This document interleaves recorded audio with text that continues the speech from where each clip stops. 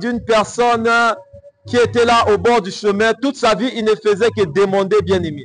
Est-ce qu'il y a une personne qui me comprend? Toute sa vie, il ne faisait que demander parce qu'il n'avait pas la vue, tout comme les autres, pour aller chercher. Mais ce jour-là, Jésus est en train de descendre à Jéricho. Cet aveugle, il a entendu que Jésus, il était en train de venir. Il s'est dit en lui-même, l'occasion pour moi s'est présentée parce que le Messie est en train de passer sur mon chemin. Jésus était entouré des disciples qui le suivaient. Hormis les disciples, il y avait aussi une grande foule qui suivait Jésus. Mais cet aveugle, ce jour-là, lorsque Jésus est en train de passer, cet aveugle s'est mis à crier, « Fils de David, Jésus, aie pitié de moi. » Tellement que la foule était beaucoup bien aimée. La foule était en train d'empêcher l'aveugle afin qu'il puisse venir à la rencontre du Messie. Mais ce que j'aime de l'histoire est que l'aveugle n'a pas arrêté de crier. L'aveugle est en train de persister à crier, « Fils de David, aie pitié de moi. » Tellement que les cris de l'aveugle, les cris de l'aveugle bien-aimé, sont arrivés jusqu'à Jésus. Jésus s'est arrêté. Il a dit, appelez l'aveugle. Dites-lui de venir.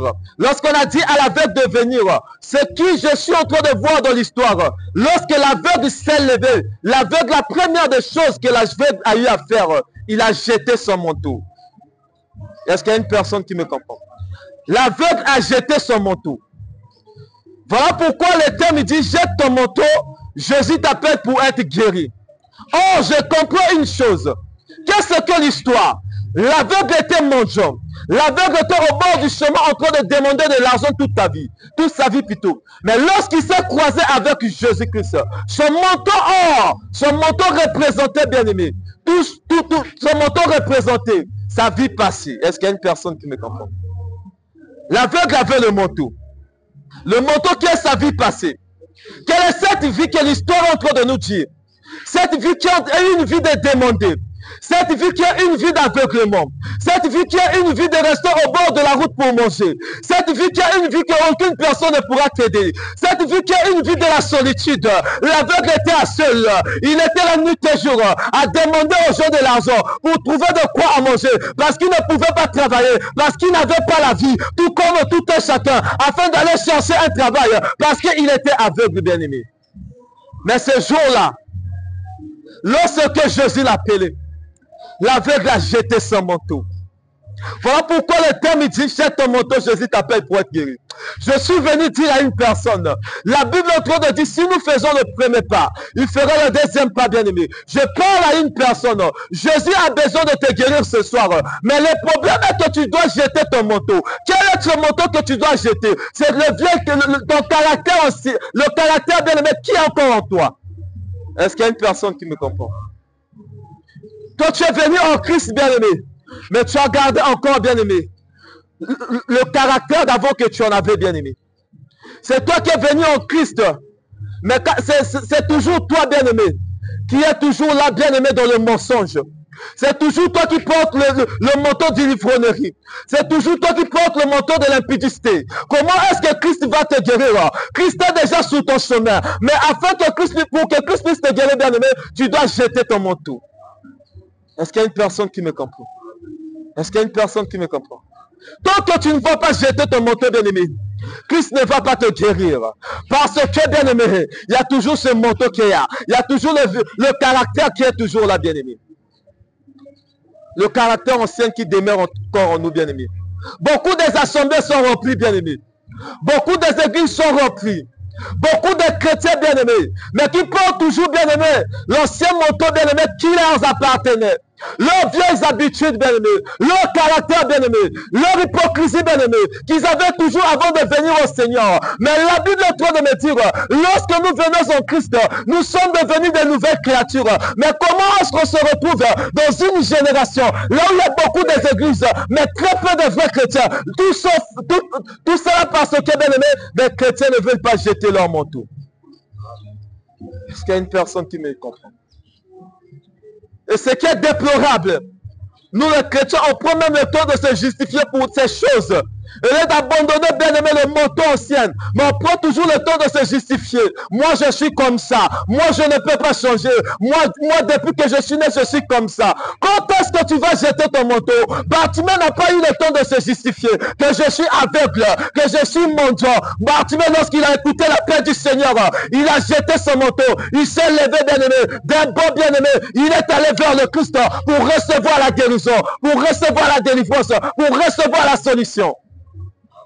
Est-ce qu'il y a une personne qui me comprend? Il y a beaucoup qui se posent. Et lorsqu'on va leur prêcher la vérité pour le changement, afin qu'ils se débarrassent du manteau, ils vont penser que nous sommes en train de faire des prédications pour eux. Qu'est-ce qu'on va faire, bien-aimé? Qu'est-ce qu'on pourra, bien-aimé, en avoir à faire des prédications uniquement pour toi? Qu'est-ce que tu vas nous donner? Lorsqu'on est en train de prêcher, c'est parce que c'est par l'inspiration du Saint-Esprit, afin que les gens puissent changer. La parole ne vient pas, bien-aimé, pour faire plaisir. La parole vient pour affranchir. La parole vient pour briser. La parole vient pour changer. La parole vient, bien-aimé, pour bien-aimé, pour que nous puissions grandir, bien-aimé. Est-ce qu'il y a une personne qui me comprend? Mais dommage, bien-aimé. Ce soir, bien-aimé, accompagnez-moi. Qu'est-ce que je vais vous dire? Si ce n'est pas de jeter ton manteau. Souvent, bien-aimé, on n'arrive pas à voir la main de Dieu. C'est parce qu'on a encore des manteaux, bien-aimé, qui est encore sur nous, qui est encore notre vieille habitude, bien-aimé. Le Seigneur ne peut pas agir dans nos vies.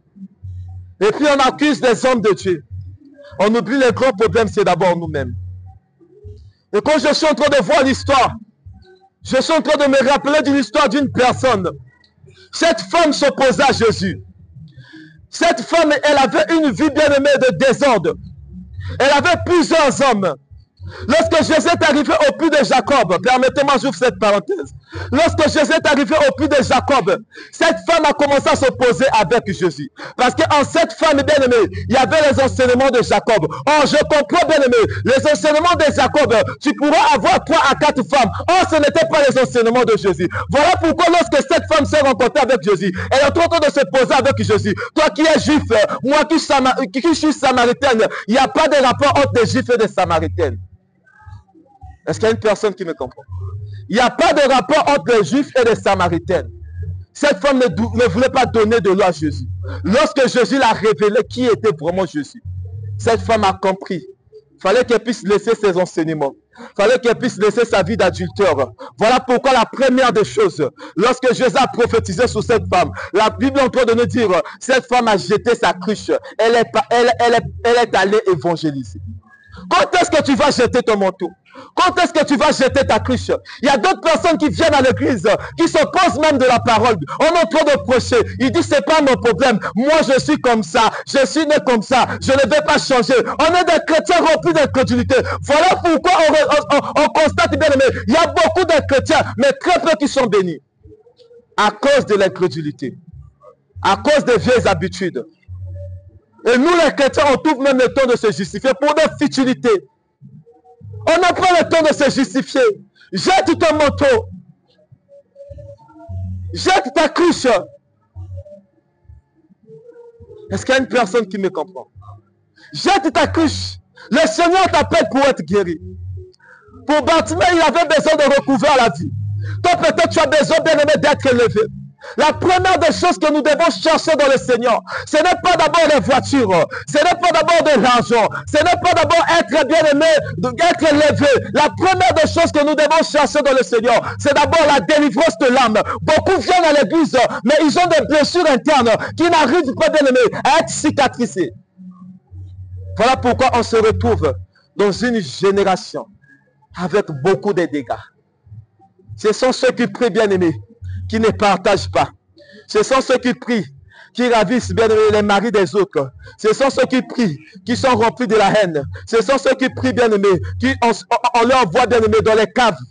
Ce sont ceux qui prient, qui on retrouve au coin des avenues, en train de faire des débats. Ce sont ceux qui prient, qui n'aiment pas voir l'autre évoluer. Est-ce qu'il y a une personne qui me comprend? Ce sont ceux qui prient, qui contredisent toujours, bien aimés, ce que les autres sont en train de dire. Pour eux, ils pensent que non, ils ont la connaissance, bien aimé, en toutes choses. C'est une vieille nature qui était en eux. Depuis le monde, ils étaient des gens qui avaient du mal à admettre. Ils ont amené ça jusqu'au Seigneur. Voilà pourquoi quand ils vont voir l'autre, Dieu est en train de les lever, ils vont commencer à qualifier, c'est un occultus. Ils vont même faire des rassemblements, bien aimés, entre eux des chrétiens, pour venir déstabiliser les autres. Et on se dit chrétiens. On est les premiers à traiter les autres des magiciens. Dieu ne peut pas agir comme ça. Dieu ne peut pas faire comme ça. C'est comme si Dieu, il était ton oncle ou bien ton père. Pour agir, il doit te demander ce qu'il doit faire. On pense même avoir le contrôle du Saint-Esprit. Tout ça, c'est pourquoi? Parce qu'on veut toujours être vu des hommes. Quel rapport? Qu'est-ce que tu vas avoir, bien-aimé? Si tu veux être vu des hommes, sois une personne qui veut être vue de Dieu, vue selon l'image de Dieu, vue selon ce que Christ te demande, et non ne vis pas selon ce que les hommes te demandent. Voilà pourquoi dans les églises, il y a des chrétiens qui sont tellement pauvres spirituellement. Est-ce qu'il y a une personne qui me comprend? Quelle était leur nature ancienne? De faire des débats bêtes. Ils ont mené ces débats jusqu'à dans le Seigneur. Ils sont même en train de débattre. On voit des gens qui sont même en train de débattre sur des choses qui sont même bibliques. Les gens sont en train de débattre sur ça. Si toi tu as lu la Bible, tu as compris de ta manière, c'est bien, reste comme ça. Ça ne veut pas dire que tel que tu as compris, l'autre aussi doit comprendre comme ça. Tout ça là, c'est le manteau. Le manteau ancien qu'on ne veut pas se débarrasser. Voilà pourquoi on va constater, il est très difficile de voir beaucoup de chrétiens connaître la sanction dans leur vie. Je répète encore, il est très difficile. Beaucoup de chrétiens n'arrivent pas à connaître la sanction de leur vie. N'arrivent pas à atteindre une certaine dimension. C'est à cause du manteau ancien qui se retrouve encore en eux. Dieu ne pourra pas travailler en toi si tu as encore le manteau ancien. Dieu ne pouvait pas travailler avec Moïse s'il avait encore ses sandales. Est-ce qu'il y a une personne qui me comprend? Tant qu'on a encore bien aimé ces choses qui sont en nous, bien aimés, ce n'est pas d'abord le problème, ce n'est pas des sorciers, c'est d'abord nous-mêmes. Qu'est-ce que la parole nous dit? Qu'est-ce que l'histoire? Bartimée, après avoir levé, il est venu vers le Seigneur. Le Seigneur l'a demandé, que veux-tu que je te fasse? Bartimée a répondu, je veux recouvrir la vue. Ce soir, bien-aimé, je veux que tu jettes ton manteau. Le Seigneur a besoin de faire quelque chose dans ta vie. Peut-être que le Seigneur a besoin que tu sois un grand prédicateur. Peut-être que le Seigneur veut que tu sois une femme de valeur en cette génération. Peut-être que le Seigneur veut t'élever bien aimé en cette génération. Mais le problème est que tu dois jeter ton manteau. Afin que le Seigneur puisse te donner la guérison. Afin que le Seigneur puisse te bénir. Afin que le Seigneur puisse t'élever. Afin que le Seigneur puisse te protéger. Afin que le Seigneur puisse te bien aimer faire la différence entre ceux-là qui l'ont choisi et ceux-là qui n'ont pas choisi, bien aimé. Tu as besoin de te débarrasser de ce manteau, bien aimé. Est-ce qu'il y a une personne qui me comprend? On a eu l'esprit de fanatisme, bien aimé, qu'on avait d'autres fois dans le monde, bien aimé. On a ramené jusqu'à l'église, bien aimé. Et c'est triste, bien aimé, c'est ce qui se passe dans le corps du Christ. On voit dans le corps du Christ, bien aimé, il y a le fanatisme. Il y a d'autres personnes, quand tu viens prêcher comme ça, dis-moi, même si tu prêches même de Genèse à l'Apocalypse, ça ne rentre pas. Mais si c'est la personne qui lui, il aime, il est content. On ne veut pas se débarrasser de ce manteau. Comment est-ce que tu seras béni? Si le jour-là, bien aimé, les enfants d'Israël s'attendaient toujours, bien aimé, que Moïse se lève pour aller combattre Amalek. Mais Jésus n'allait pas apporter la victoire. Si se disait toujours qu'il ne faudrait que ce soit Moïse. Par le plan de Dieu, ce jour-là, c'était Josué qui devait remporter la victoire. Josué qui allait présenter Israël devant Amalek. Mais si ce jour-là, ce n'est pas le prédicateur que tu attendais peut-être, c'est un autre prédicateur que Dieu a mis pour être un cadre de bénédiction pour toi. Vu que tu t'es déjà habitué au prédicateur, comment est-ce que tu seras guéri? Tu ne pourras pas être guéri, bien-aimé. Tu dois jeter ton manteau. Jette ton manteau. Jésus t'appelle pour te guérir, bien-aimé. C'est cette maladie qui est dans le corps du Christ. Voilà pourquoi, permettez-moi, je vais ouvrir cette parenthèse. Voilà pourquoi on rend le corps du Christ impuissant. Il n'y a pas un corps qui crie plus fort, qui est très puissant que le corps du Christ. Même bien aimés, les bouddhistes ne sont pas plus puissants que les chrétiens. Les musulmans ne sont pas plus puissants que les chrétiens. On a bien aimé une âme qui crie bien aimé. On ne sait pas comment est-ce qu'on pourra faire que l'âme puisse crier bien aimé. On rend l'âme puissant. Le corps du Christ n'a jamais été un corps bien aimé, impuissant. Le corps du Christ, bien aimé, depuis l'église primitive, a été toujours un corps puissant. Mais nous, les chrétiens d'aujourd'hui, on a rendu le corps du Christ impuissant. On donne même, bien aimé, l'autorité aux occultistes. On donne la force aux occultistes. Tout ça pourquoi? Parce que notre vieille nature a toujours en nous bien. Voilà pourquoi on donne les occultistes l'autorité. Quand on voit un autre serviteur de Dieu, Dieu est en train de le faire monter dans l'ascension, on a des premiers à crier que non, il est parti toucher au fétiche. Est-ce que les occultistes sont plus forts que Dieu?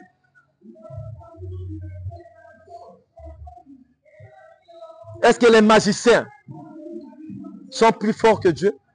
Et j'ai toujours tendance à dire aux chrétiens, et vous allez voir, il y a beaucoup de chrétiens actuellement qui vivent toujours dans le jugement. C'est cette maladie qu'on retrouve dans le corps du Christ. Tout ce qui se trouve dans le christianisme, bien aimé, les occultistes aussi le font. Il n'y a pas quelque chose que les occultistes ont créé s'ils n'ont pas vu ça dans le christianisme. Mais si tu vois les occultistes sont en train de le faire, un chrétien est en train de le faire, mais pourquoi traiter un chrétien d'occultiste? Sans pourtant vérifier si c'est Dieu ou si ce n'est pas Dieu. On juge même sans pourtant consulter la volonté de Dieu. On juge même sans pourtant consulter si c'est Dieu ou si ce n'est pas Dieu. Voilà cette maladie. Ce qui a mené cette maladie dans le corps du Christ est le manteau ancien qui se retrouve en nous. Est-ce qu'il y a une personne qui me comprend? Quand on entend de voir l'église primitive bien-aimée, l'église était un lieu où les gens qui ont eu une réputation, une vie mauvaise, que Dieu l'a transformée et qui s'est rassemblé. Et on les appelait les chrétiens. On va te dire, celui-là, il était brigand. Il s'est converti, il est devenu chrétien. Tu vois cette fille, elle était prostituée numéro 1. Mais elle a changé de devenir chrétienne. C'est elle qui est devenue diaconesse. C'est elle qui est devenue chante. Mais qu'est-ce que, bien aimé, nous retrouvons, bien aimé, dans l'église actuelle? On va te dire, celle-là, elle n'a même pas d'histoire. Parce qu'elle n'a pas changé. Elle était toujours là, vivre dans l'impudicité. Elle est devenue chante toujours dans l'impudicité. Elle était toujours là, vivre dans la fornication. Elle est devenue serviteur de Dieu, toujours dans la fornication. Il était toujours là, volé au quartier. Il est devenu chrétien, mais c'est toujours lui qui vole. Bartimée était aveugle. Lorsqu'il a jeté son manteau, son histoire a changé. L'histoire de l'aveugle s'est transformée. L'histoire de l'aveugle est devenue l'histoire d'une personne qui pourra aussi marcher de lui-même. Une personne qui pourra aller chercher de lui-même. Une personne qui ne sera plus mendiant. Mais nous les chrétiens,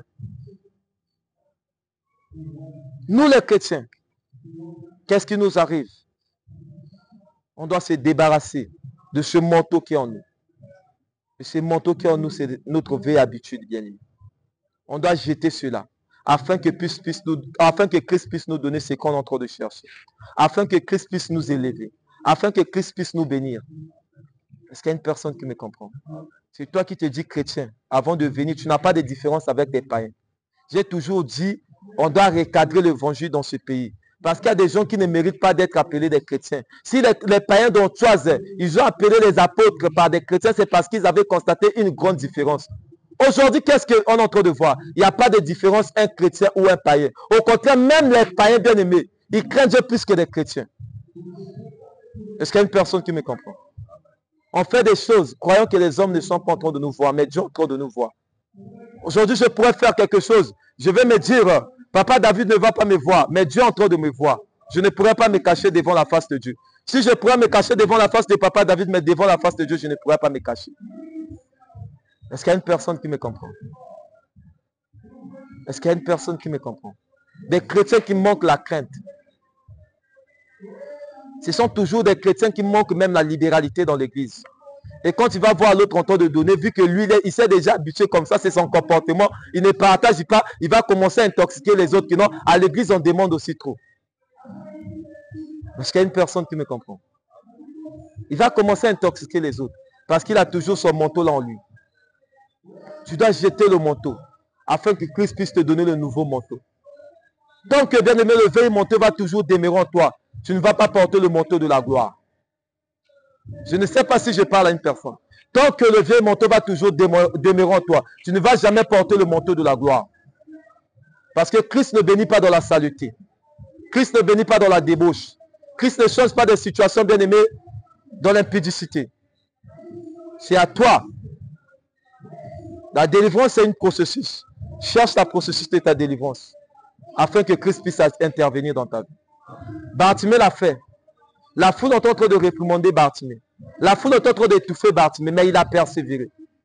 Combien de chrétiens bien-aimés, ils partent même en retraite une semaine, un mois, pour jeûner bien-aimés, afin que le vieil homme puisse mourir en eux.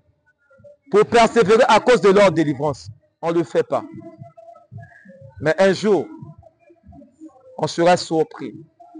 Voilà pourquoi j'ai toujours dit aux chrétiens, on sera surpris. On sera surpris. Tant que là, Jésus est en train de passer. Bartimée a profité. Mais toi, Jésus est en train de passer actuellement, tu n'arrives pas à profiter. Mais lorsqu'il va quitter le chemin, bien aimé, ça sera très compliqué. Parce que Jésus est en train de passer. Tu ne nous diras pas que non, on n'est plus bien aimé à cette époque, là où l'évangile était difficile. Non. On est à cette époque, bien aimé, là où l'évangile se prêche partout. Même sur Internet, tu vas retrouver l'évangile. Christ est en train de passer partout. Mais si tu ne saisis pas cette chance, il sera très difficile. Le jour que Christ va déjà partir pour le rattraper. Est-ce qu'il y a une personne qui me comprend? Voilà pourquoi ce soir, bien aimé, pour clôturer le message, j'aimerais dire à une personne, après cette prédication, bien aimé, tu dois jeter ton manteau. Suis Jésus-Christ, car il veut faire quelque chose dans ta vie. Suis Jésus-Christ, il veut commencer une nouvelle histoire dans ta vie. Suis Jésus-Christ, bien aimé, il veut changer ta réputation. Suis Jésus-Christ, il veut changer ton identité. Suis Jésus-Christ, il veut guérir ta maladie. Suis Jésus-Christ, il veut te guérir des blessures internes, bien aimé. Est-ce qu'il y a une personne qui me comprend? Est-ce que toi qui as écouté cette prédication, et pour conclure, bien aimé, tout ce que j'aimerais dire est que nous devons se débarrasser de manteaux anciens afin de porter un nouveau manteau, qui est le manteau que le Seigneur Jésus va nous donner, afin de vivre une vie selon la volonté de Dieu. Est-ce que toi qui as écouté cette parole, que cette parole vient pour te guérir et vient pour te consoler. Par le nom de Jésus-Christ, Amen. Amen. Je remets la place au modérateur.